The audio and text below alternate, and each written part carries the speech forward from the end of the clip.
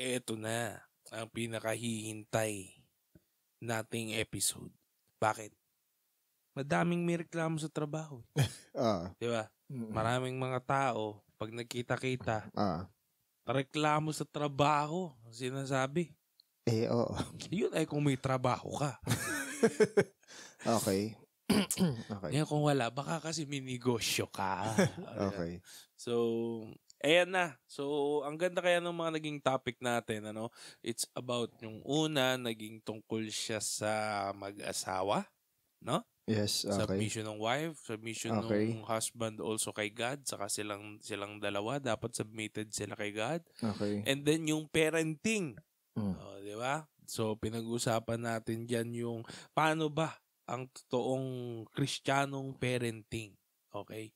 So, with all the knowledge na binabato at pinupukol sa atin ng mundong ito sa ngayong panahon, ano ba ang sinasabi ng Biblia kung ang pag-uusapan ay parenting o relasyon ng isang magulang sa anak at ng anak papunta sa magulang. Okay. Ganon din yung mag-asawa, ganon.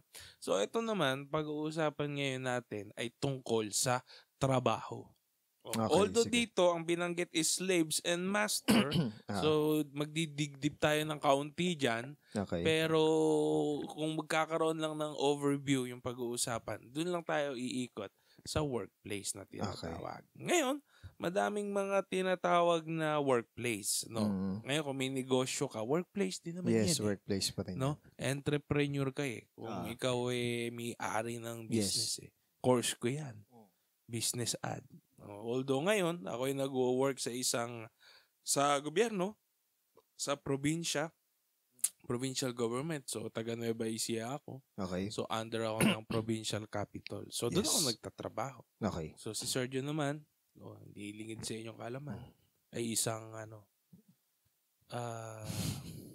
isang huwarang guro. Teacher na lang ako. Kasi may adjective pa. Huwarang maestro. Okay? Anyway. Sa DepEd, no? Kasi may private yan. May chat din. Ganun. Diba? So, ayun. So, madami. So, makakaka kayo. Nakikinig kayo. Saan ba kayo nagtatrabaho, di ba? Comment down below. Okay. Tayo sana yan. Para may engagement. Okay, sige. Hindi. Ano ba? Ganun lang. So, sa workplace. Okay. So, eto na lang, Sir John, bago tayo magsimula, although madadali naman natin mamaya yan. Bakit ba ang daming reklamo ng mga tao sa trabaho? Una, ano bang nagreklamo? Sweldo? Hindi katrabaho. Pangalawa siguro sweldo. Nanggaling din kasi ako sa mundo ko na galing akong private. Maliit lang naman yung sweldo ko noon eh. Part-time ako noon. Halos ang take home ko lang noon 4,500, 4,800. Kasi part-time malaki ako. Malaki na ba yun nung panahon na yun? Medyo. O hindi pa naman issue inflation noon? Talaga maliit lang talaga? Hindi pa ganun ka-inflated yung pera. Pero medyo malaki. So yung 5K na yun, anong mabibili nun? Sumasapat siya sa'yo? Kung sa akin lang, oo. 1 month?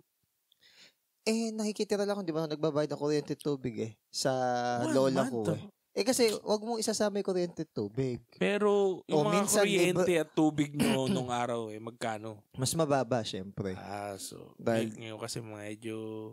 Tapos sa lola ko nakatira nun nung time na yun So, kumbaga... Saan? Dito sa Aduas? Oo. Doon ako nakatira nun Nung third year high school kami, third year college ako, nasa Bitas kami, umalis kami doon, punta kami kala lola dyan sa Aduas.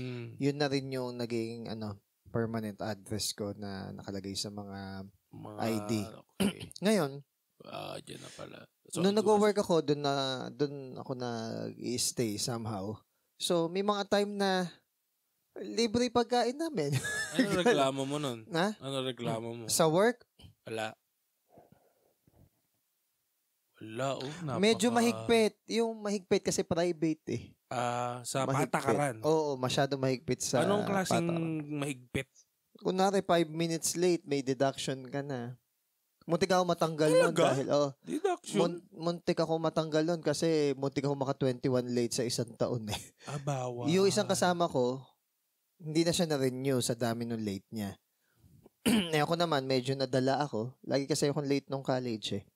No, nadala ako nun sa work. Medyo nabago na yung routine.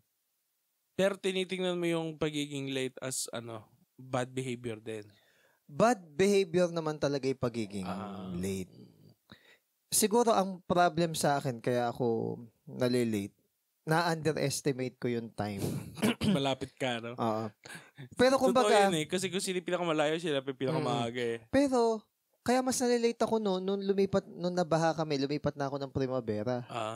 Dami 7 o'clock na. Ganun talaga pag walang sariling bahay na... Saan-saan. Na pagmamayari. Pero ka? Parang nahihirapan ka mag-adjust sa mga bahay na pinupuntahan.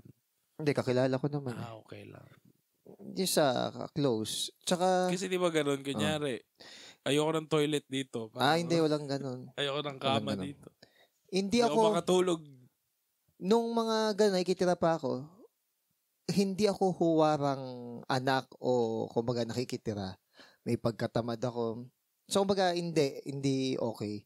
Parang natuwa ako nung ako na. Yung, kunwari, yung hindi na sa kamag-anak, yung talagang boarding house na. Parang kung patitirahin mo sa bahay mo yung nakaraang ikaw, ayaw mo din. Ayoko. Hindi, sabihin, doon ko pinakikita na malaki yung tinuro sa akin ni God nung hindi na ako sa kamag-anak ko nakatira. Kasi doon ako na-realize na sige, pag di mo nilinis yan, ikaw din. Walang maglilinis. Walang maglilinis yan. Buntot mo, hila mo. Oo.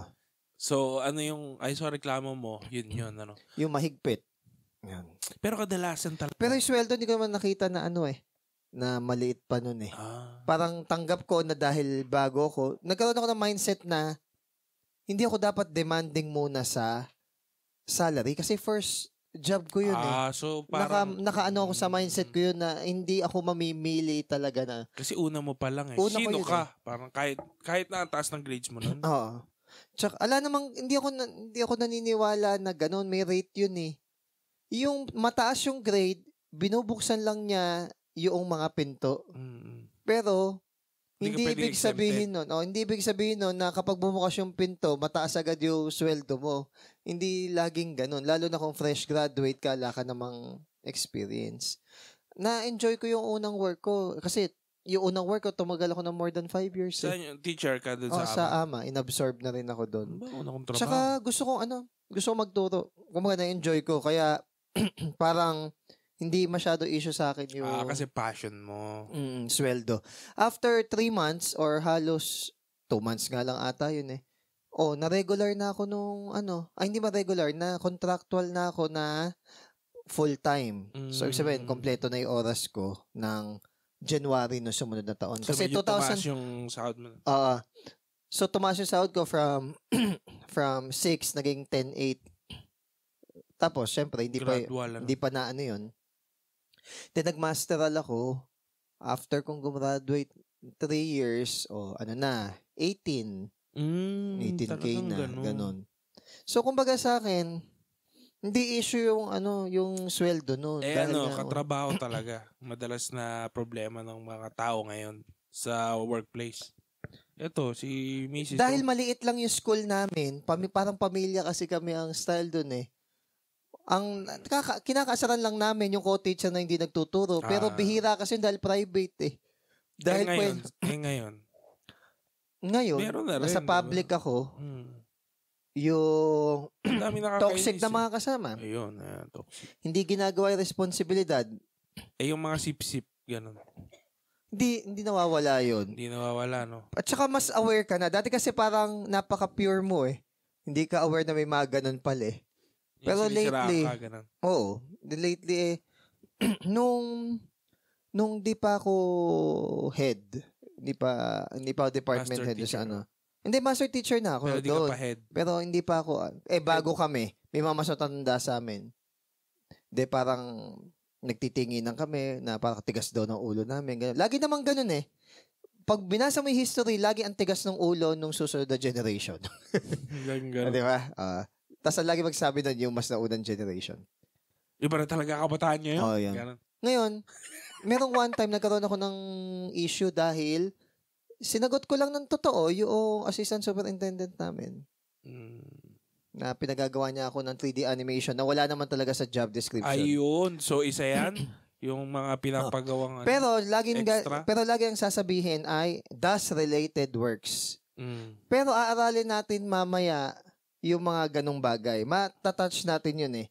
Kasi ang sasalitaan dito, hindi lang yung employer. Hindi lang employee. Pati yung employer. Yung supervisor. Yes. Kumbaga, titimbangin din ng Diyos, hindi lang yung empleyado, pati yung employer, yung mga boss. Kasi ngayon yan, kadalasan ang kaaway yung katrabaho, di ba? Tsaka culture kasi yung natin boss. Sa mga Pilipino. Kaaway nyo yung boss. Tsaka culture dito sa mga Pilipino, kung sino yung mapagkakatiwalaan, yun yung dinadagdagay trabaho. Yung hindi reliable, parang hindi na pinagkakatiwalaan, hindi ganun binibigyan ng trabaho. Pero parehas sa sahod. Kaya medyo frustrating do sa masipag na empleyado. Yes. Bakit ganun? Yes. Diba? Tsaka yung kumbaga takutan system, member ako ng na ganitong ganito. Ganitong religion. Member ako ng ganito, ganyan. Para bang dahil di walang pwedeng kantihan ganun. Dahil walang pangil yung ibang mga head. Yung mga ibang politics din, tingin mo. Meron din. Gamitan din ng impluwensya tsaka affiliation. So, yun yung nakakalungkot. Okay. Yun naman yung gusto lang namin gusto lang naming ilatag yung mga pressing issues sa workplace, no. So, yes. ano pa ba? Mayroon ba tayong makalimutan? Kadalasan yun lang naman, pera, sweldo, katrabaho. Halos na. Yung ano ba bang reality ngayon? Benefits. Issue din yan. Oo. Bakit ang lagi napapaboran sa benefits like, kunwari, mas magandang schedule, mas convenient na work, itong grupo ng tao. Tapos ikaw, hindi. Ano kadalasan na yun? Pero, di ba na pag-usapan na rin natin to? Excuse me. Ano yun? Ikaw na lang ang gumawa. Wala ka pa ng mga asawa eh. Wala ka pa ng mga anak eh. Dumating yung point, binara ko yung nagsabi nun eh. Kinorek ko eh. Pati yung nagtatanggol doon sa nanay ni Carlos Yulo, tapos sasabi si Yulo daw, ganito, ganyan. Sabi ko, pareho ka kung may pagkukulang. Oo, wag isa lang. Sa culture kasi natin, parang ang laging tama yung magulang eh. Yung matanda. Hindi ganun. Laging porket matanda, tama. Kung Bible ang gagamitin natin, totoo naman na dapat i-honor ng anak yung magulang. Pero, however, sinasabi din ng same Bible, wag niyong i-provoke into anger, i-exasperate, or into discouragement yung inyong mga anak. May balance. So, balance din. Nakuha daw natin yun sa sa Chino. Sa Chinese, kasi sa Chinese, is yung mas matanda, yun yung dapat mas nasusunod. Elder, parang elder sa tribe, ganun. Ano kasi yun Shengming ata, rectification ng names. Yung limang relationship. Ruler, subject. Ano yung relationship? Archetype? Relationship? 5 types ng relationship na pumapasok doon sa pagsunod. Ruler, subject, father and husband and wife. Father and son. Tapos siblings, older sibling, younger sibling. Then sa friends. Pinakamatanda, tapos yung mga mas batang kaibigan. Kaya nga even sa Job, ang huling nagsalita si Elihu, yung pinakabata. Una muna nagsalita yung mga matatanda. So may ganong mindset. Okay. Even sa work, 'di ba? Ang laging nasusunod is yung seniority system. Ayon, seniority. Hanggang sa unti-unti nababasag na siya na hindi porket mas senior, yun yung mas maraming alam. Minsan nga sa panahon ngayon, at ako nakikita ko to din na totoo sa panahon ngayon. Minsan nga yung medyo mas mahirap pagsabihan at turuan, minsan hindi ko nilalahat, is yung mga ganon. Okay. Pero dahil may angas. Tingin mo dahil may angas sila. Hindi ginagamit nila yung mas matanda sila. Oo. Kaya, palambing naman, baka pwede mong gawin yung pala utos. Yun. Uso yun. Uso yun. Meron din kami nun eh. Pero ewan ko lang sa ibang mga sa ibang mga trabaho. Kunwari, nurse. Yung mga matatandang nurse kasi, iba yun eh. Iba nga eh. Wala pa ako depende sa wala pa ako nabasa sa mga vlogs and may pinapalo ako na comedian na na ayaw nila sa mga matandang Filipino nurse. Wala pa ako nabasa na ayaw nila sa matandang Filipino nurses. Laging positive ang nababasa kong comment sa kanila. Pero yung mga bata-bata na nurses na Pilipino, yun na yung mga hindi nakatulad nung ganon. So siguro exemption yung sa mga nurse na ganon. Pero sa workplace namin, yung ibang matatanda. Kunyari sa mga mekaniko din, yung mga ganong klaseng trabaho siguro, no? Na nakangailangan ng expertise talaga na. Sila yung talagang titingalain mo na yun. But yung matatandang teacher din naman natin goods eh. Kahit masungit. Sa akin hindi issue yung sungit eh. Kaso nga lang. Kung yung natuto ka, yung bunga niya. Bisa paborito ko pa nga yung masungit na natuto ko eh. Hindi totoo. Kung meron kang teacher na pinaka-paborito, sino yon at bakit? Na talagang tumatak sa'yo, yung naging influential talaga sa buhay mo. Depende. I mean, may paborito akong teacher na hindi masungit eh.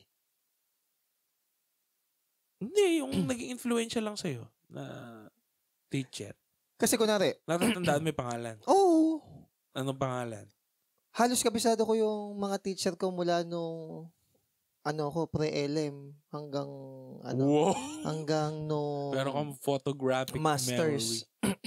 Ay, hanggang nung doctorate. So, sino pinakamalaki ambag sa pagkatao mo na teacher mo? Sa Christian life, malaki ang ambag sa akin nung high school teacher ko na born again. Si Ma'am Jane. Okay. Yan. Okay. Ma'am Jane. Tapos, sa college, halos lahat sila eh. Kasi, pinaka na-enjoy ko kasi college life, hindi high school. College? Di ba sabi nila, enjoy the high school life. Marami nagsasabing high school eh. Pares kasing masaya ako eh. Na-enjoy ko yung high school, pero para sa mas masaya yung college. Yun. Nung time kasi ng high school ko naman, more on liwaliw. So, exploration nung lahat ng mga kalokohan na escape ka, mag-volta ka. College ko naranasan yan. Saka yung kaibigan ka. Nung college, medyo ko sa org. Okay. So, yung teatro namin, yung, di ba, art, ganun. Sa college ko naranasan Masaya din yun. Sa college ko naranasan yan. Kaya nga lang, kunwari, magka-cutting class. Try ko mag-cutting class eh. Kaso alam mo yung hindi mo nature eh. Yung kunwari nag-cutting ka, pero hindi nga cutting eh. 3 hours yung subject, late ka ng 1 hour and 30 minutes. Naki-birthday kami dun sa Talavera. Nung hindi mo magets yung lesson, nafu-frustrate ka, ayaw mo yung feeling. Hindi mo makasunod. Hindi ka makasunod. Mas matimbang mas matimbang na gusto mong alam mo siya eh. Kesa yun sa mag-cutting. So mula nun, okay. Hindi kasi paano ba? Okay, gets. Achiever ako nung elementary, high school, college. So ang enjoyment sa akin, yung ganon. Kaya, sorry. May mindset kasi kami before. Tara na, escape tayo. Madali lang naman yan. Kaya naman natin. Nagrupo kasi ako sa mga kaibigan Nagrupo kasi ako sa mga kaibigan na medyo against kami doon. Kami naman kasi magkakaibigan. Kami na nag-escape. Kami pang 4 yung palaging nauuna sa school. So minsan, nanidemonyo kami kapag 4 tayo. Wala pang tao. Okay. Wala namang gagawin ngayon. Tapos papasok kami kay Sir Nalio na lang. Kasi paborito na kami si Sir Nalio.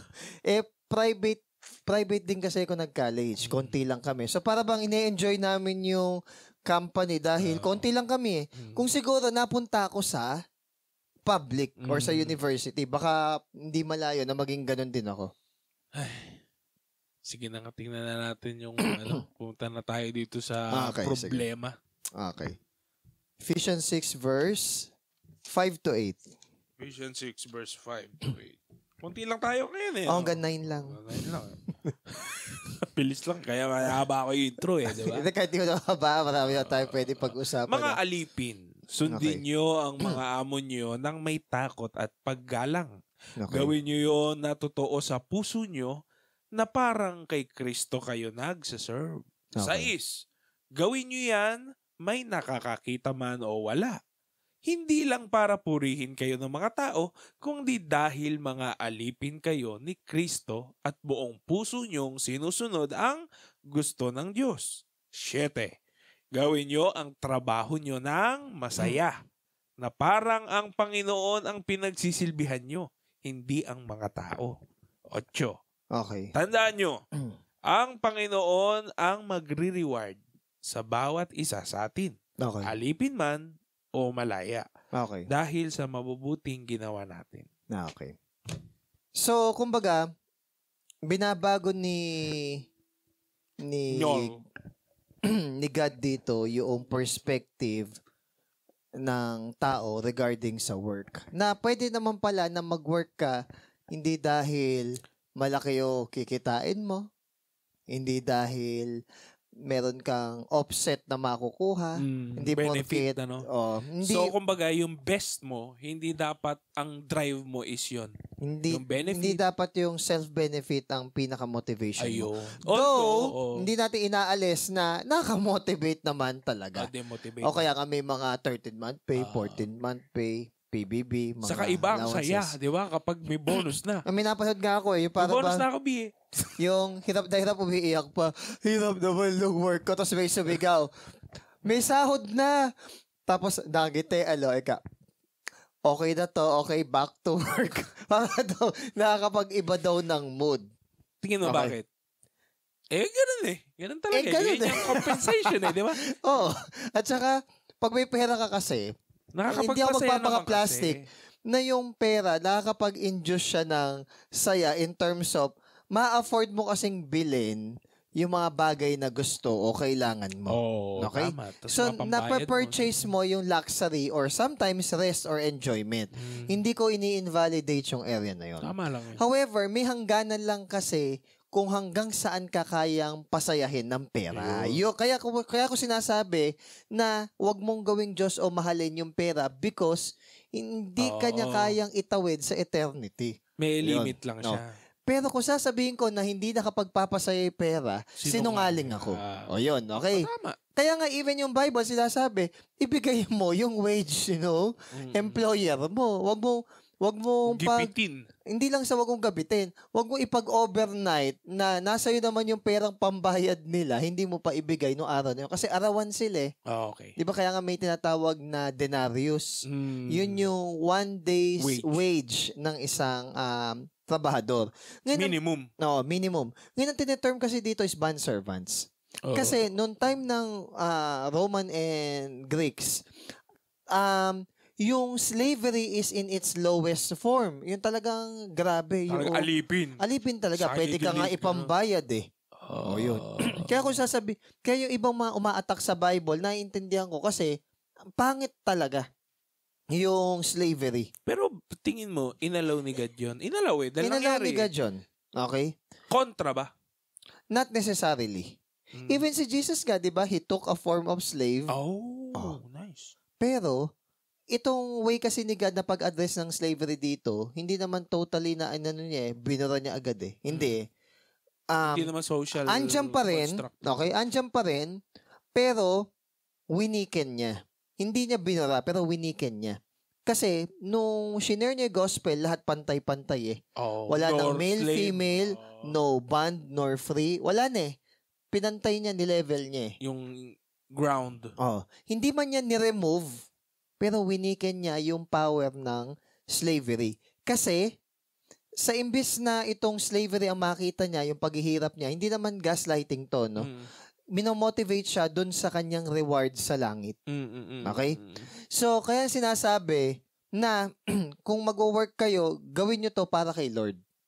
For God's glory. Okay. Na nagtatrabaho ka para i-glorify si God. Nakita ko nga yung hindi pag may nakakakita lang. Yun din.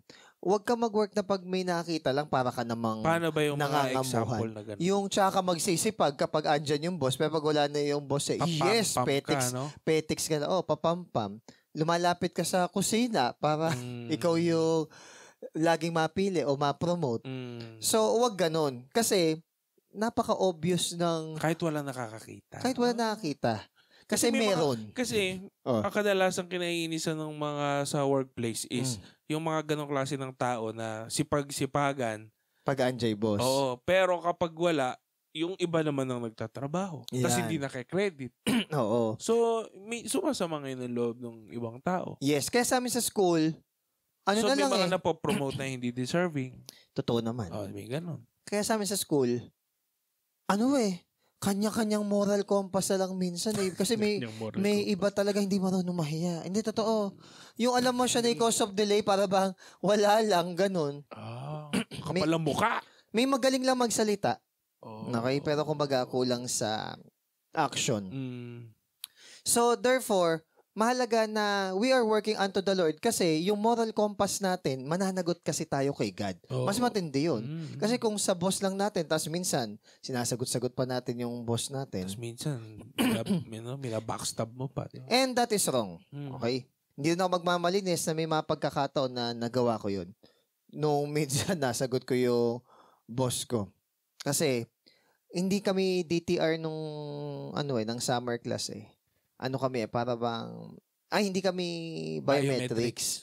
Tapos, laging late yung mga estudyante ko, tapos quiz lang kami noong araw na yun. So, medyo in-adjust ko na. Kunwari, sabi ko 8:30. Dapat 8 or 7:45. Ako, dumating na rin ako ng ganong oras. Kasi nagsabi na ako, dahil quiz lang naman eh.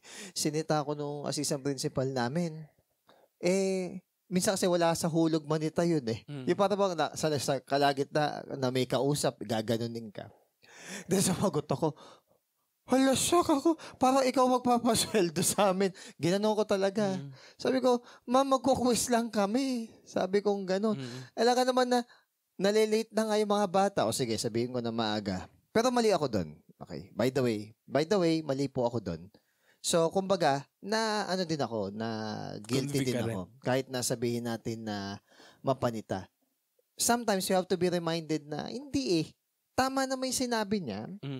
Tsaka, yung ginagawa mo naman, hindi naman para ma-please siya eh.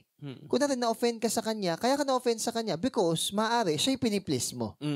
Or iniisip mo na, out of all people, ikaw pa yung magsasabi sa akin ng ganyan. No?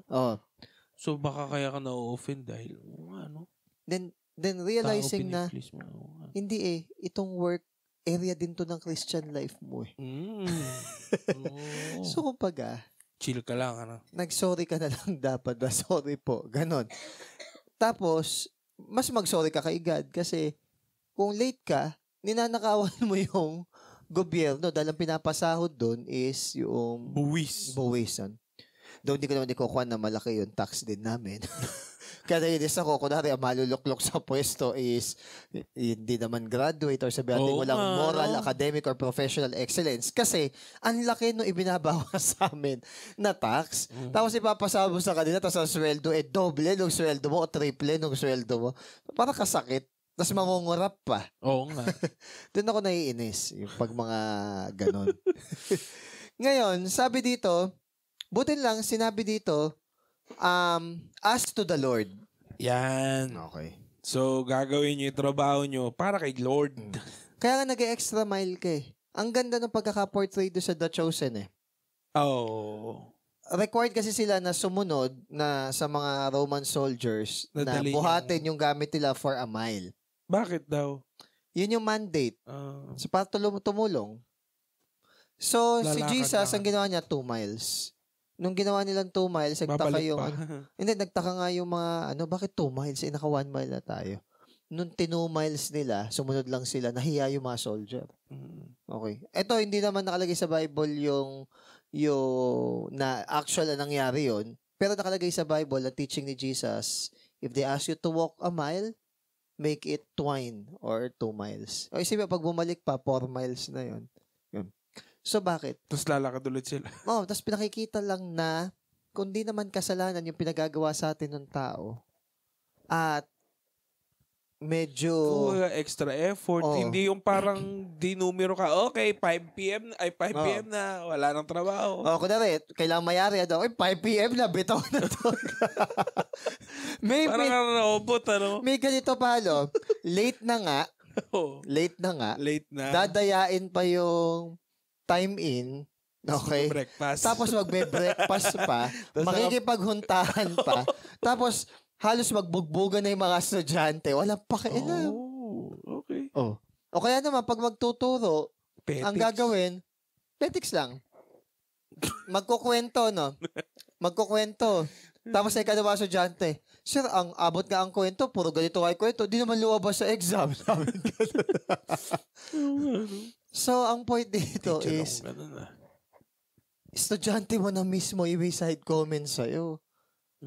Sa akin, hindi baling may side comment yung estudyante ko na masungit ako.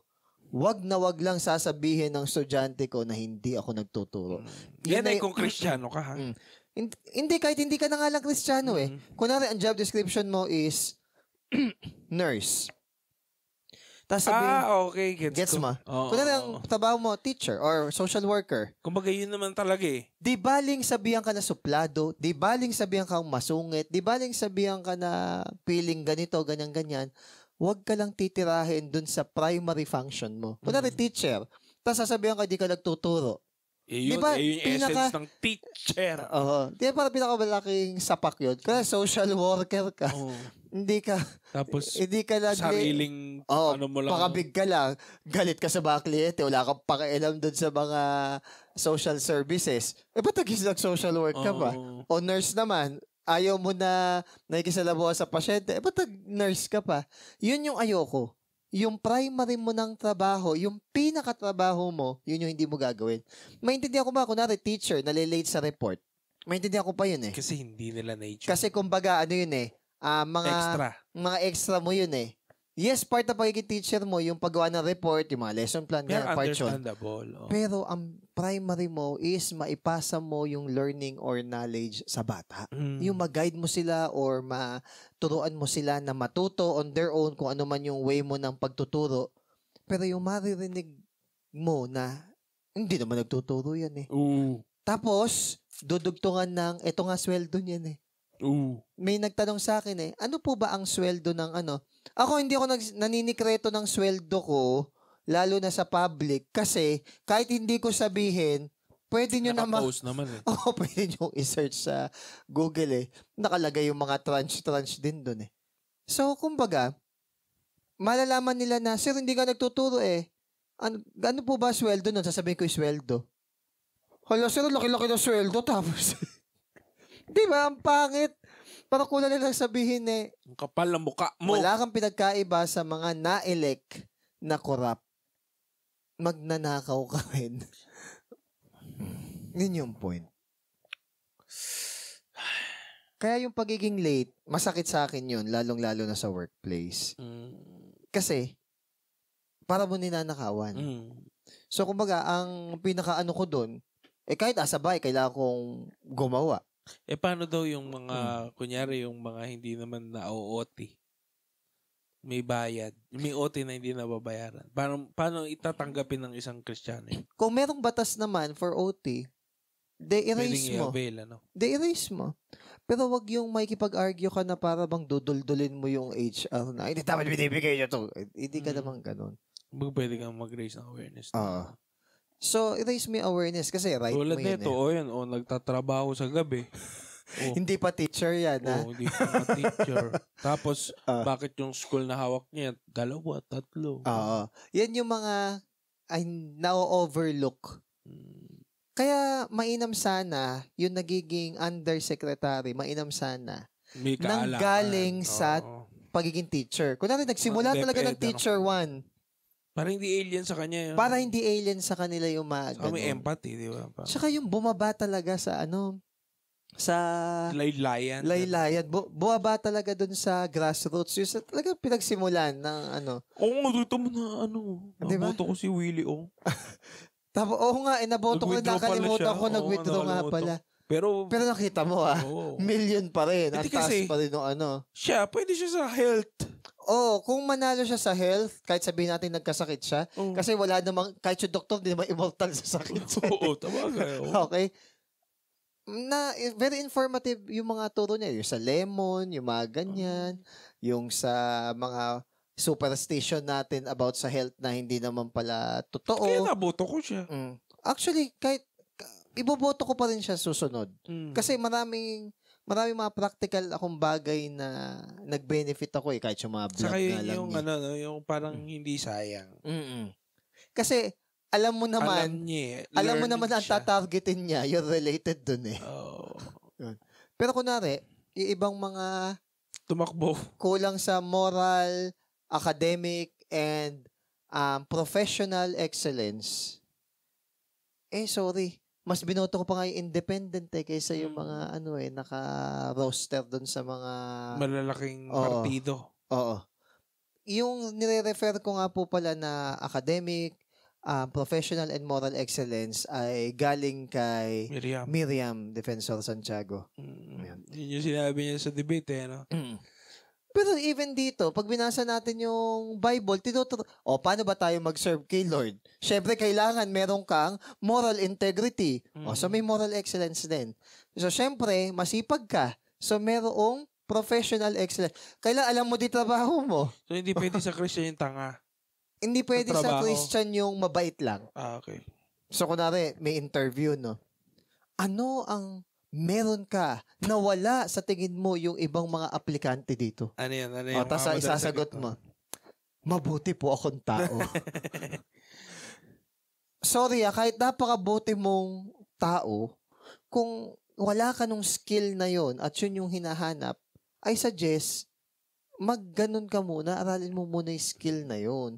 Ngayon, kung yung company na pinagtatrabahuhan mo does not hire fresh graduate, wag ka muna doon. Doon ka muna sa mga company na nag-hire ng mga fresh graduate na ititrain pa lang.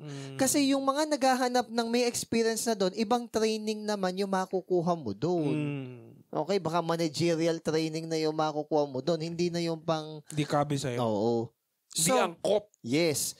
Nga pala, sa Greek at saka sa Roman, yung manual labor kasi, parang tinitignan na mababa. Ang goal... Dito naman sa Pinas, ganun din. Ang goal nila, umangat yung posisyon mo hanggang sa wala ka ng ginagawang trabaho. So, kapitalista. So very, very Philippines din, di ba? Which is hindi daw dapat ganun.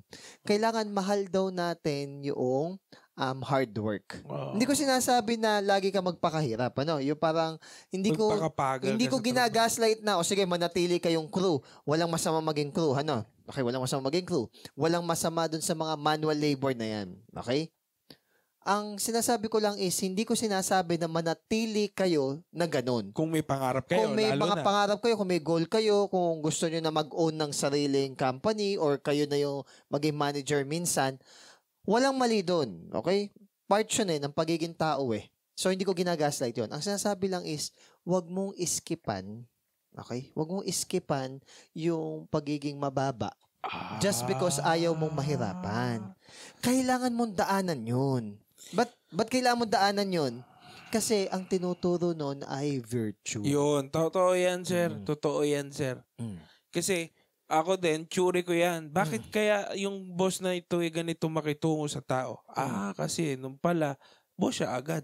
Oo. Hindi siya dumaan dun sa pinaka-clerk na trabaho. Kaya wala siyang empathy tuloy dun. Oo. Kung mapag-utusan niya o itrato niya. Yes. Kasi privilege siya. Yes. Hindi siya dumaan sa hirap. Yes. Wag sanang... Kasi may mga tao ko kilala hindi sanay magtrabaho dahil mayaman. Di ba? Oo. Di ba may ganun Tapos parang hindi siya naghirap na siya yung mag-apply, siya yung parang... Sariling kayod baga.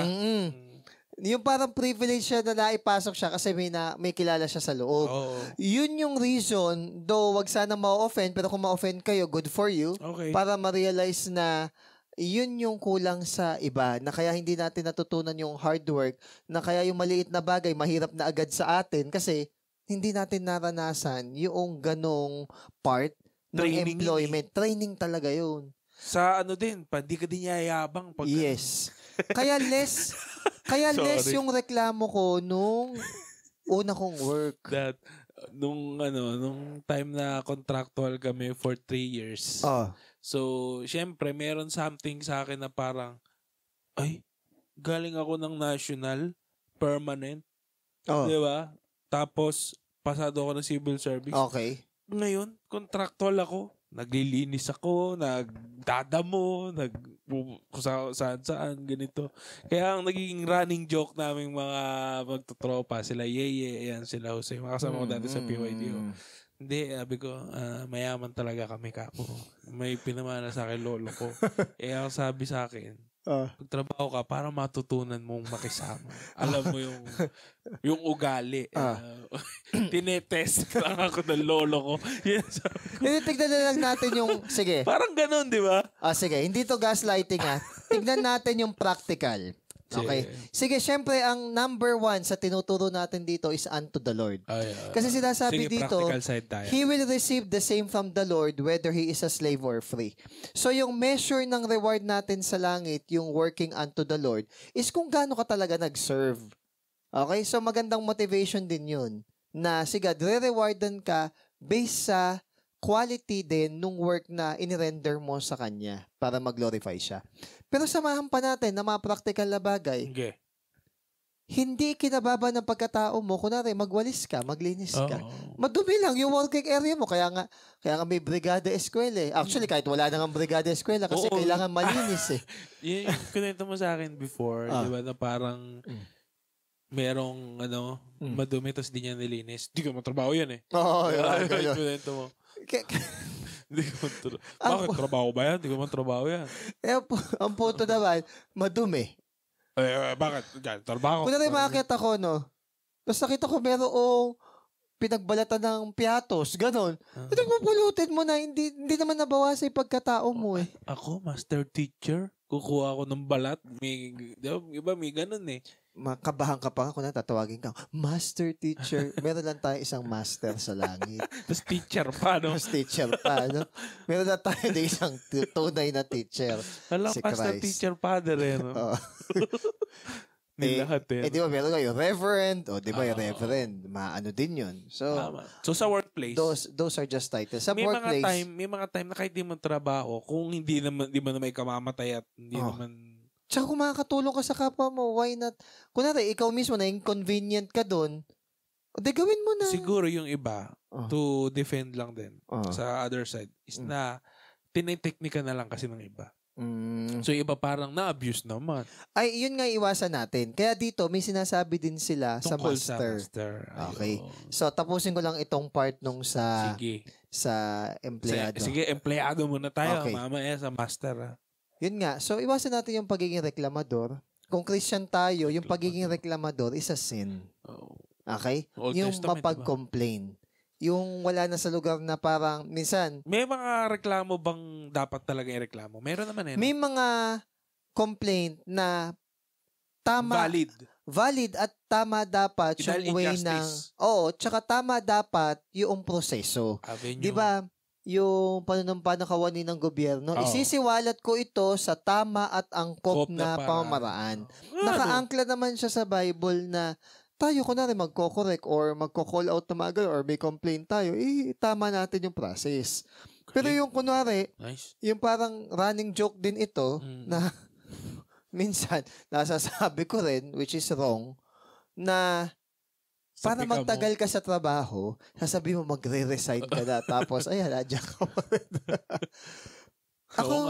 Ako ultimately, thankful ako sa job ko. Kasi, hindi lahat ng nag-teacher sa public is nagkaroon ng opportunity na from zero, nag-master teacher. So, kumbaga, this is a gift talaga na hindi ko ma-deny. Attributed mo yung kay God talaga, no? Lahat naman eh, no? Hanggang si God. Kung paano siya kumilos sa mga tao, sa pagkakataon. Kumbaga, kaya pag napagkukwentuhan namin yun, lagi ang uwi nung usapan kaya let's celebrate! Kailangan manlilibre yun. Pag yun, may master teacher doon na from zero to master teacher. Pag yun ay kwentuhan, obligado, bumili ng pagkain, manlibre. Parang Thanksgiving ba kay God na ano. Kasi kung titignan mo, ang hirap makapasok sa DepEd. Ma-appreciate mo, no? Magti-T1 ka muna, magti-T2, magti-T3. Tapos ilang taon ka na bago ka ma-master teacher. Tanda ka na, no? O yun. Nung time namin na nag-master teacher, isa ako sa pinaka-bata na napasok as master teacher. So, na-enjoy ko yun. Hindi ako humahassle na nagpapapromote. Hindi rin ako hayok sa promotion. Kasi, ayun na sagad for the moment eh. Ang susunod na doon is assistant principal tsaka principal eh. So, ang kapal ng... principal. Ayoko. Ang kapal ng mukha ko, kung ako pa yung nagre-reklamo sa trabaho na trabaho ko naman talaga. Yun, di ba na-gets mo yung point? Parang, ito yung grace and favor ni God, sobrang obvious. As ikaw pa yung unang... Buti nga may trabaho tayo. Yeah, exactly. Diba? Though hindi ko ginagaslight yung injustice sa loob ng work. Ano? If mamaya, there's an avenue or work. Ano natin yan? Titirahin natin yung mga yan. Ngayon ganito. This connects to an interesting principle. When people are born again, their life changes and they become hard worker and less wasteful. Then pagpapalain sila ni Lord. Kaya nga lang, pag pinagpala sila ni Lord, nakakalimutan nila na si God yung nagbe-bless sa kanila, mauulit na naman. Makakalimutan na naman si Lord. Tapos mauuwi na naman sa parang walang Lord sa buhay nila. Reklamador, tapos pasaway. O yun. Hanggang sa tatawag na naman sila kay Lord. Parang nagiging cycle, though hindi naman dapat maging cycle. Alright. Next, punta na tayo sa mga employer. Ayan na. Isang verse na lang to ha. Isang verse nga lang pero. Mga amo, tratuhin nyo din ng mabuti ang mga alipin at huwag nyo silang takutin. Tandaan nyo, iisa lang ang boss nyo. Okay. At ng mga alipin nyo. Siya ang boss sa lahat na nasa langit at fair niyang dinajudge ang lahat. So, si God yun. Parehas lang sila. So, may equal obligation dito. Yung dinedemand mo sa mga empleyado mo, ikaw din, dapat ganun.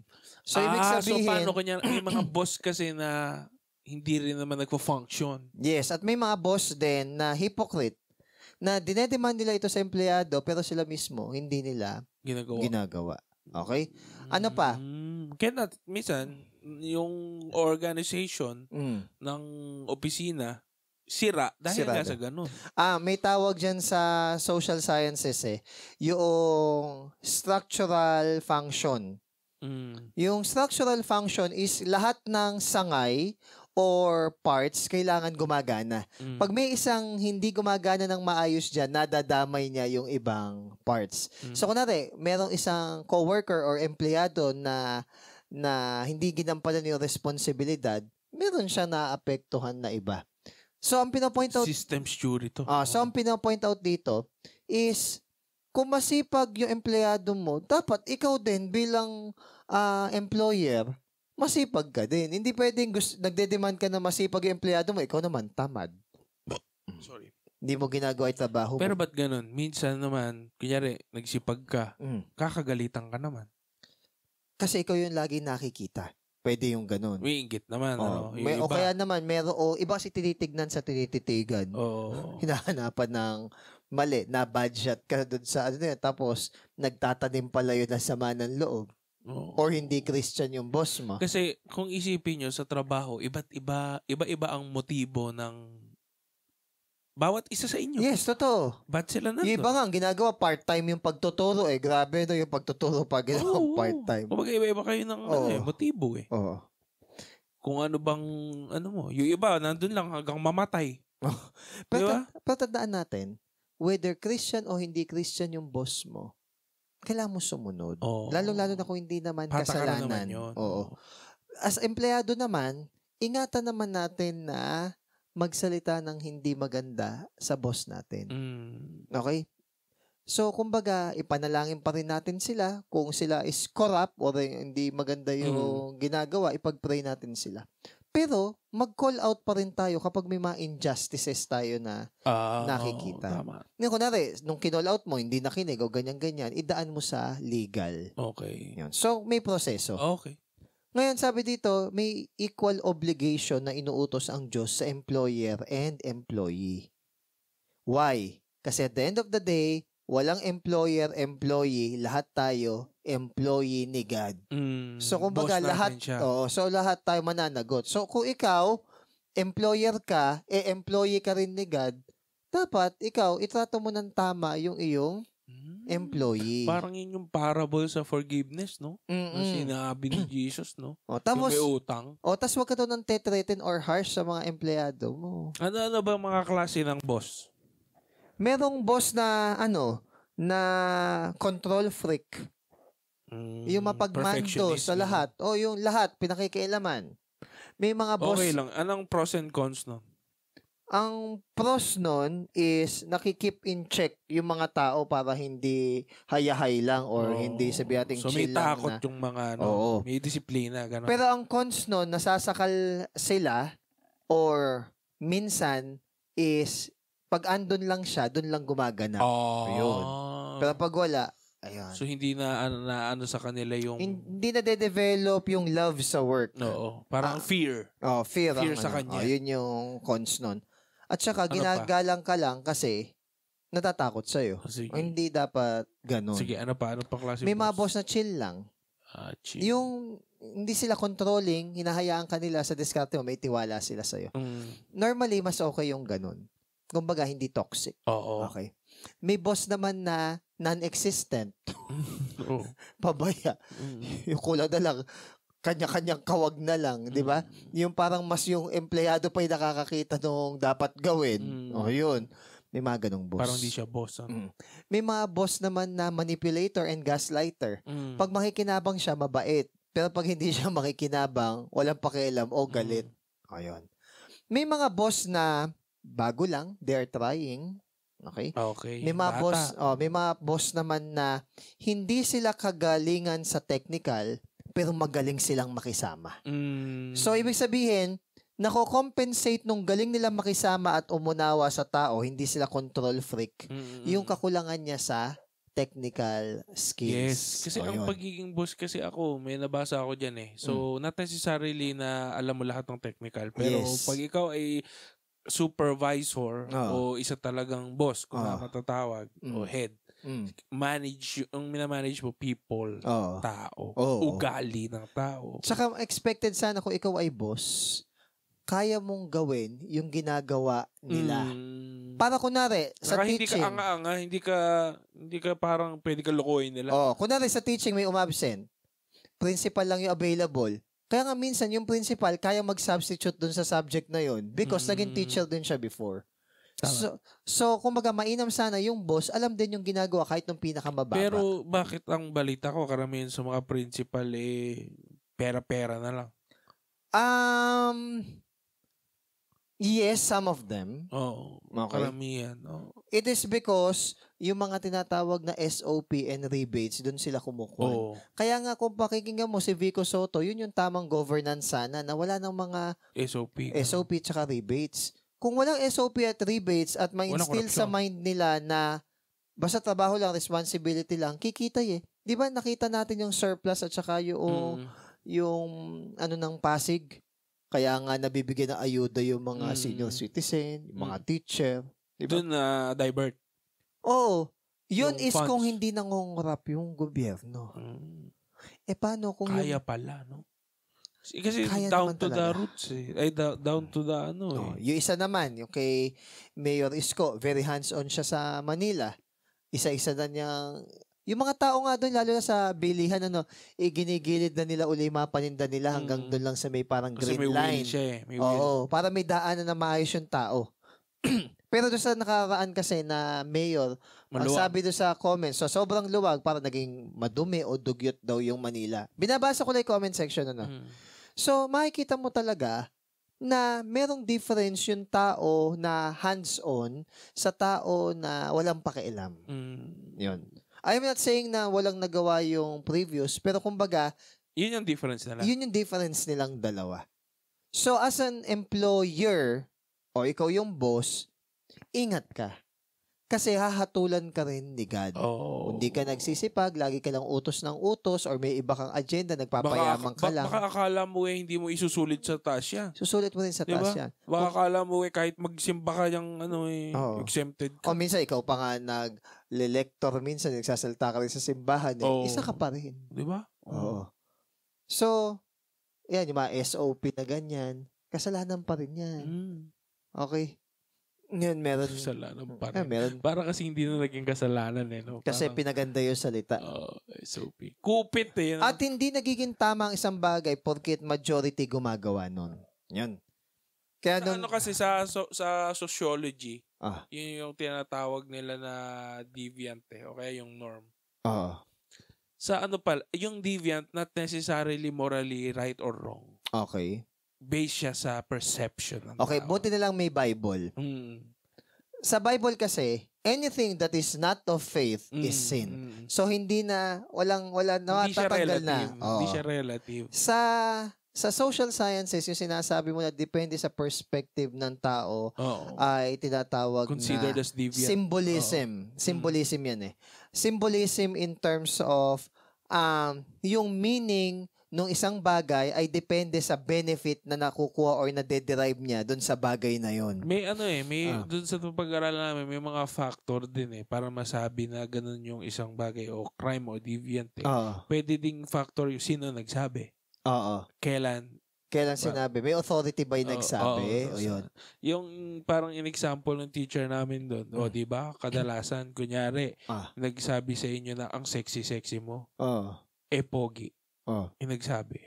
Walang problema. Paano kapag hindi ganun kagwapuhan? Sasabihin. Kaso. Anti-bastos law. 11313. Kaaral lang kasi sinabi kaya medyo fresh So, yun, kaya ang mainam, bawal alam mo bastos yung daming bawal doon, Paul. Actually, pwede kang magkaso kung gusto mo Brad. No. Pati pagmumura. Bawal. Pati mga gestures. Alam mo ba, hindi lang nalalaman ng ibang mga Pilipino na mahilig magmura na pwedeng kaso yun. Yung bawal bastos. May fine yun Pwede ka pa makulong kapag repeat offender ka So, yung kunwari, pagmumura, hindi expression ko na yun, hindi nila alam na may ganung kaso. So, depende sa offense, offend, di ba? Oo, sa offense. Tapos, kung repeat violation ka na, mas tumataas yung So, bilang employer, tandaan natin na employee lang din tayo ng Diyos. Tsaka hindi palaging nasa tuktok tayo in terms of laging tayo yung boss sa isang company. Magre-retire din tayo. Manghihina din tayo. So, kumbaga, no legacy mo, di ba? Kung paano ka umakyat, igalang mo yung mga nakakasalubong mo pababa. Kasi at the latter part of your life, after mo doon sa taas, bababa ka din. And the same people na nakasalubong mo, sila din. Sampukin ka pa sa mukha, diba? Sila din makikita mo pababa. Paano kung buwisit ka nga? Diba? And you will also suffer that in a different manner. Yun. Tsaka kunwari, pag sobrang higpit mo, wala sa lugar, people will not sa lahat ng style ng leadership na yan is hindi mo mapiplease lahat talaga. Hindi mo talaga mapiplease. Kasi kung mahigpit ka na tama lang naman, nagkalit sa'yo yung tamad na yung player. Yun naman. Wala ba? Ganun naman. Kaya nga, ang magandang basihan, hindi yung tingin mong tama. Ano yung makakapagbigay ng glory kay God? Ayun. Pag ganun na kasi, mindset, matatanggal yung pagiging people pleaser mo. And at the same time, mababawasan din yung pagiging harsh mo. Hindi sila parang mga bata na pinagagalitan o pinagsasabihan. No, they're also professionals. Kaya, nice. Kaya kumbaga, salamat kay Lord dahil na-abolish yung slavery. Pero kaya nga lang kasi may mga ibang system pa rin na hindi nga lang slavery yung tawag pero parang gano'n pa din yung, yung dating. Di ba yung sa Wonder Woman? Di ba mayroong quote doon? Parang, who are you? I'm a secretary. What is secretary? Kapag sinabi niya pupunta ako dito, pupunta ako. Slave. Sa lugar namin, slavery ang tawag. See? So, parang dun sa context na yun, is parang sinasabi niya indirectly na ang pag-work is a form of slavery. Tandaan natin na si Jesus, he took a form of a slave. Pero kumbaga, winiken niya yung slavery pinakita niya na we are brothers and sisters in Christ. Pantay-pantay tayo. Isang example ito. We are slaves of Christ. Di ba? Oo. Tsaka ito, magandang example to na weekend. Yung kay Onesimus at tsaka kay Philemon. Si Philemon yung boss, si Onesimus yung slave. Diba, ewan ko kung ano yung ginagawa ni Onesimus kay Philemon, kaya tumakas. Ngayon parang kinakausap ni Paul si Philemon na nawa tanggapin din niya uli si Onesimus. Siguro wag na niyang sobrang pagalitan or what. But isipin niya na pareho lang sila na Christian. Noon kasi pag Christian ka tapos meron kang slave, ang trato mo sa slave mo is hindi na parang hindi tao, hindi parang property, kundi tao sila. Kaya may part doon na kung meron kang slave na pinawalan mo pero sinabi niya na ayaw niya na pakawalan mo siya kasi mahal niya yung master niya. Ano sabi? Pupunta doon sa may gate tapos lalagyan ng awl na and he will be your slave forever. Bakit merong ganon na issue na mahal ng slave yung kanyang master? Ibig sabihin, maaari maayos yung trato nung boss doon sa kanyang slave.